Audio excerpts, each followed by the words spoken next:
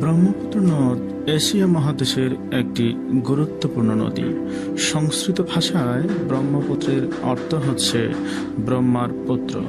ব্রহ্মপুত্রের উৎপত্তি হিমালয় পর্বতমালার কৈলাস শৃঙ্গের নিকট জিমা ইয়ংচং হিমবাহে, যা তিব্বতের পশ্চিমাঞ্চলে অবস্থিত। সাং পো নামে তিব্বতে পূর্ব দিকে প্রবাহিত হয়ে এটি অরুণাচল প্রদেশে ভারতে প্রবেশ করে, যখন এর নাম হয়ে যায় শি অং।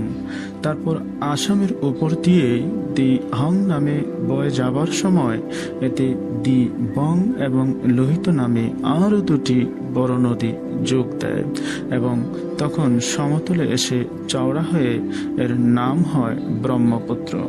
তারপর এটি ময়মনসিংহ সীমান্ত দিয়ে বাংলাদেশে প্রবেশ করে এবং বঙ্গোপসাগরে গিয়ে মিলিত হয়।